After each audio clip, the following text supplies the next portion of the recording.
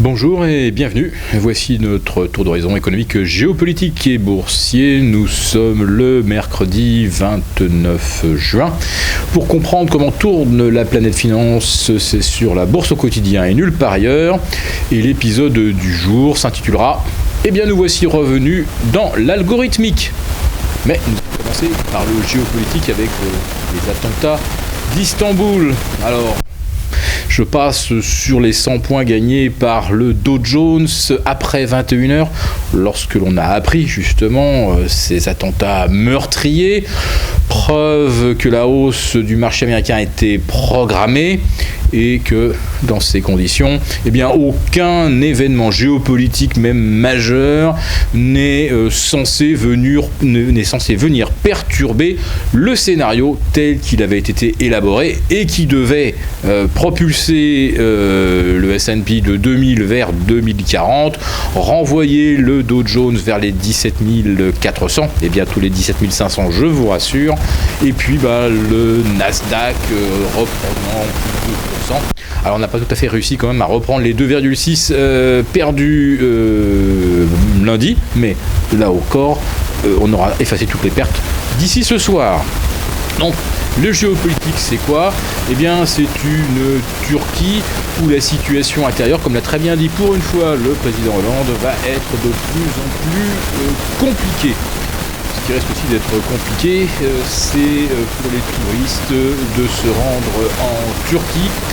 Et voilà un pays méditerranéen de plus qui va voir chuter la fréquentation touristique.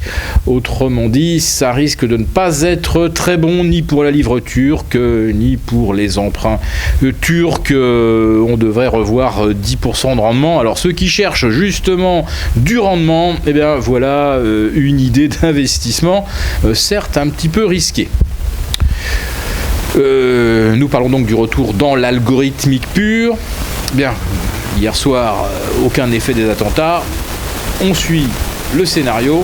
À Paris, on semble se diriger vers le retracement des 4225, 4250. C'est un rebond purement mécanique. On part de 3955. Alors, c'est pas exactement le support dont on rêvait. 3009, ça aurait été un peu plus évident. Mais pour ceux qui regardent, par exemple, du côté de l'Eurostoxx 50, eh bien, les 2700, c'était un bon point d'appui. Alors voilà, c'est reparti. Et classiquement, le retracement fait soit 38%. Nous voici au-delà, 50%, ça nous mettra le CAC à 4240, 4250. Et pour l'Eurostoxx, on devrait revoir au minimum les 2850, 2870. Alors, trop tard évidemment pour jouer le rebond du marché parisien. On peut par contre commencer à surveiller s'il y a toujours du volume à la hausse ou si ça commence à faiblir, parce que si cette hausse se déroule maintenant sans volume, eh bien ça veut dire qu'elle est purement algorithmique, orchestrée, et que lorsqu'on atteindra l'objectif, eh bien ça sera le temps de s'intéresser de nouveau à la volatilité et de reconstituer à 100% les positions de couverture. Parce que notre conviction n'a pas changé depuis vendredi ou lundi, nous sommes rentrés maintenant dans un bear market. Alors ça a commencé comme nous l'avions anticipé, d'ailleurs par une rupture que personne n'a vu venir et que dont personne n'a pu se protéger, avec un gap à l'ouverture de 5% à Paris. C'était évidemment impossible de réagir, il fallait être positionné avant. Notre logique reste la même. Quand on rencontre maintenant des points de résistance, il faut les shorter. Alors sur le CAC 40, donc c'est facile, 4225, 4250, on se remet sur du BX4. Sur l'Eurostoxx 2850, 2870, on rajoute des BXX. À Francfort, si on revoit le DAX à 9700, 9750, on rajoute des DSD.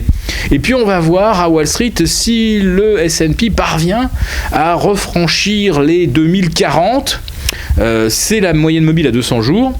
Si le S&P y parvient, alors on ira chercher 2055, 2060, c'est-à-dire qu'on retracera de 50%, là aussi, la baisse entre 2120 et 2040. tout rond. Donc vous voyez à peu près où sont les objectifs. Ils ne sont donc plus très loin aujourd'hui. Nous le répétons, ce n'est plus le moment d'acheter du papier. Nous avions conseillé Eurotunnel et Peugeot. Il faut s'en contenter. Et puis le jour où on voit que le marché parisien ne parvient plus à gagner de terrain, on solde. Alors, nous avons quand même une petite inclination en faveur du scénario aussi, pas seulement parce que nous visons les 50% de retracement, c'est que demain c'est la fin du mois et que toute fin de mois est précédée par, on va dire, un tirage des indices. Nous ne voyons pas pourquoi, à la veille de la fin du premier semestre, on n'aurait pas un bonus et surtout un effort pour habiller un petit peu les bilans et évidemment réduire les pertes trimestrielles qui se chiffrent pour certains indices à pas loin de moins 15%. Voilà, donc a priori la bonne journée pour recouvrir les portefeuilles, ce sera demain, mais bon, si aujourd'hui on fait les objectifs, il ne faudra pas tergiverser et couvrir à nouveau.